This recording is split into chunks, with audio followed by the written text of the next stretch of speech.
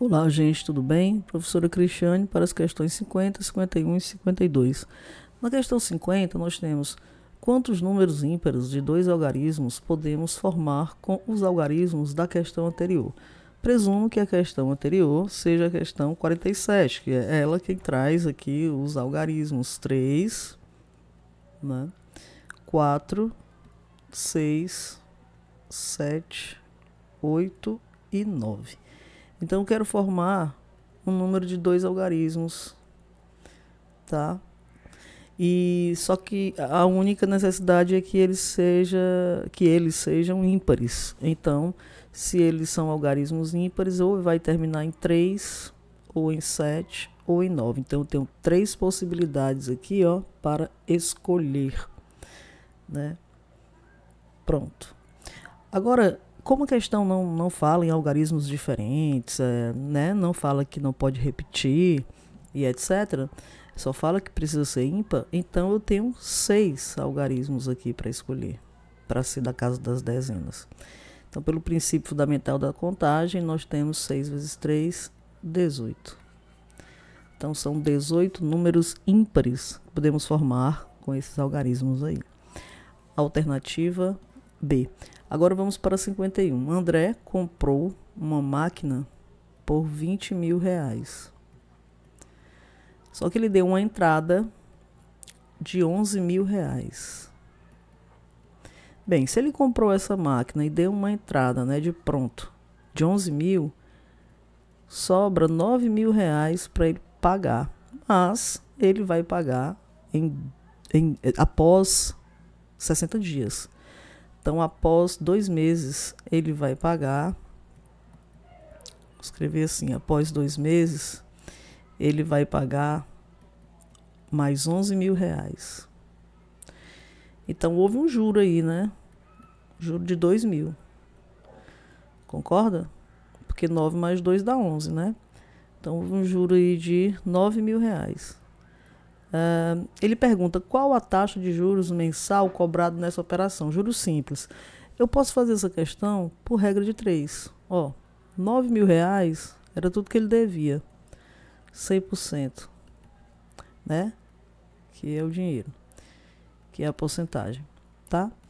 Então, esses 2 mil que ele vai pagar a mais refere-se a quanto por cento, né? Desse valor que ele devia.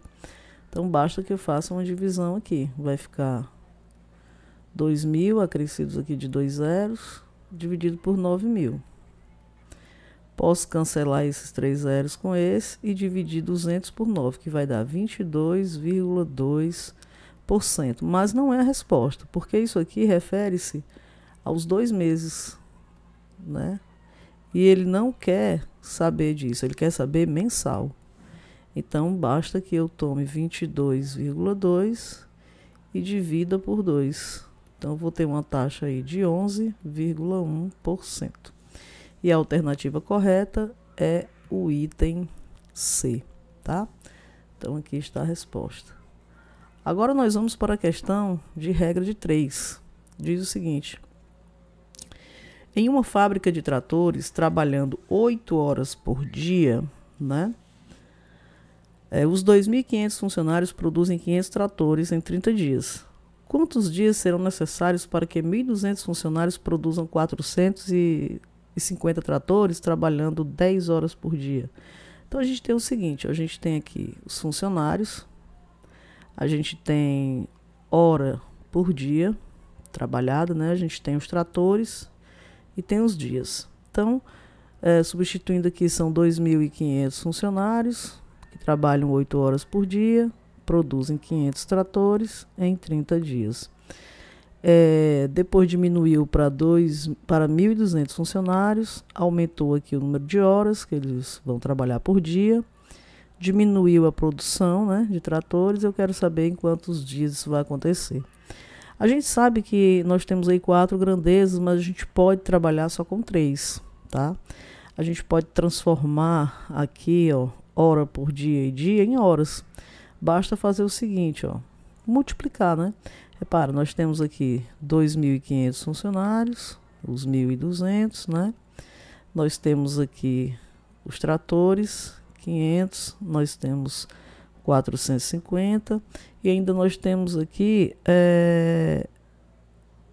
as horas, né? Porque eu tenho 8 horas por dia em 30 dias, me dá 240, tá? 240. E isso aqui, eu tenho 10, né, horas por dia, isso aqui eu tenho X dias, não tem problema, 10x, tá? Agora a gente vai ver quem é diretamente proporcional, inversamente proporcional, essas coisas, né? Então vamos lá. Bem, repare aqui, ó, comparando aqui a grandeza hora, veja, eu tenho de 240 para 10x, né? Então repara que, comparando com o número de funcionários, houve drasticamente uma diminuição. Então esse aqui eu vou colocar a minha setinha para cima, e como aqui houve uma diminuição de funcionário, então essas duas grandezas são inversamente proporcionais. Quando você compara com a produção, repara que para que eu tenha uma produção de 500 para 450, eu tive uma queda de produção, né? Então eu tenho que trabalhar menos. Então isso aqui é diretamente proporcional com essa outra grandeza, a última grandeza. Então agora a gente pode fazer, né, montar aqui a nossa expressão. 240 está para 10x, assim como, repare que comparando esses primeiro com o último, eu tenho aqui que elas são inversamente proporcionais, então eu preciso escrever 1.200 no numerador e 2.500 no denominador, porque são inversamente proporcionais, né? Vai multiplicar aqui a produção, né? E essa produção, como ela é diretamente proporcional a essa última grandeza, fica como está, né? 500 sobre 450. Agora nós vamos simplificar o que pudermos. Ó, esses dois zeros eu posso cortar com esses dois, e esse zero eu corto com esse, e também esse eu corto com esse. Então, eu vou ficar com 24 sobre x igual. Agora, repara uma coisa, ó, 50 pode ser dividido por 25, né? Vai dar 1 aqui e vai dar 2 aqui em cima, tá? Então, eu tenho, no caso, 2 vezes 12, que vai dar 24. E aqui embaixo sobrou apenas o 45. Então, se você olha para essa igualdade de duas razões, você percebe que os numeradores são iguais. Então, os denominadores precisam ser também. Então, nosso x é igual a 45. 45, ele pergunta quantos dias serão necessários. 45 dias, né? Então, a alternativa C. Espero que tenham gostado dessas 3 questões e até o próximo vídeo.